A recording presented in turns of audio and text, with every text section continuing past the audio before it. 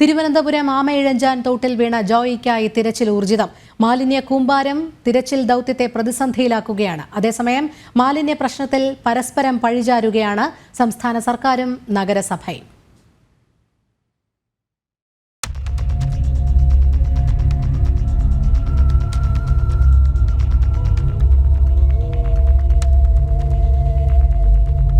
കുത്തിപ്പെയ്ത മഴയിൽ ഒലിച്ചുപോയി എന്ന് പറയുന്ന ജോയിയെ സമാനതകളില്ലാത്ത അന്വേഷണത്തിലൂടെയാണ് വീണ്ടും കണ്ടെത്താനുള്ള ശ്രമം തുടർന്നുകൊണ്ടേയിരിക്കുന്നത്.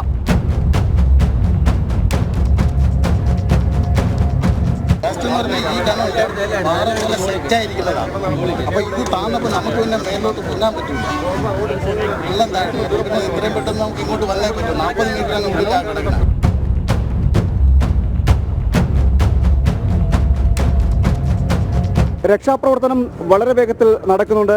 പല ഘട്ടങ്ങളായി പല സ്ഥലങ്ങളിലായി ക്യൂബ സംഘത്തിൻ്റെ അടക്കം രക്ഷാപ്രവർത്തനങ്ങൾ നടന്നു വരികയാണ്. അപ്പോഴും എടുത്തു പറയേണ്ട ഒരു കാര്യമെന്ന് പറയുന്നത് ഈ നഗരസഭയുടെയും അതുപോലെ തന്നെ കളക്ടറുടെയും അനാസ്ഥയാണ്.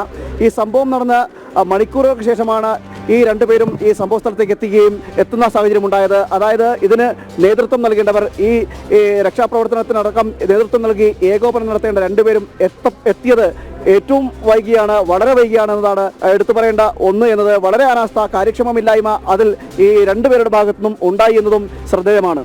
ഇവിടുത്തെ മാൻഹോൾ ഓപ്പൺ ചെയ്യുമ്പോൾ ഇതിനകത്തുനിന്ന് കിട്ടിയ ഏറ്റവും കൂടുതൽ മാലിന്യം എന്ന് പറയുന്നത് ട്രെയിനിനകത്ത് വിതരണം ചെയ്യുന്ന അല്ലെങ്കിൽ റെയിൽവേ സ്റ്റേഷനിൽ വിതരണം ചെയ്യുന്ന റെയിൽവേയുടെ ഔദ്യോഗികമായിട്ടുള്ള ഒരു ബ്രാൻഡഡ് ആയിട്ടുള്ള വെള്ളമടക്കം, അതായത് മിനറൽ വാട്ടറിൻ്റെ ബോട്ടിലടക്കമാണ്.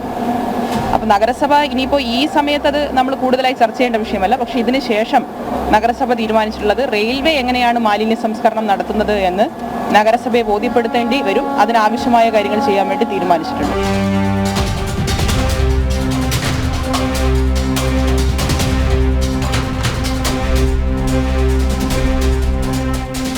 ഫോർട്ടി മീറ്റേഴ്സ് അല്ല, ഇപ്പം ഇന്നലെ മാറ്റിയിട്ടുണ്ടായിരുന്നു. പക്ഷേ ഇന്നിപ്പം പുതിയതായിട്ട് വന്ന് അടിഞ്ഞിട്ടുണ്ട്. അപ്പോൾ അതിനെ ഇപ്പോൾ മാറ്റിക്കൊണ്ടിരിക്കുകയാണ്.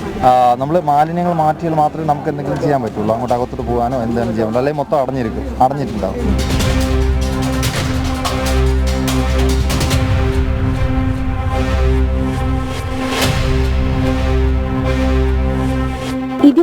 മണിക്കൂറുകൾ പിന്നിട്ടിരിക്കുന്നു ഒരു സാധാരണക്കാരൻ അഴുക്കുചാലിലേക്ക് വീണിട്ട്. മാലിന്യങ്ങൾക്കിടയിലേക്ക് ഊളിയിട്ട് പോയി നിരവധി തവണ അന്വേഷിച്ചു. ഇനി ആരെയാണ് ആശ്രയിക്കേണ്ടത്? ടീം ജനം, തിരുവനന്തപുരം.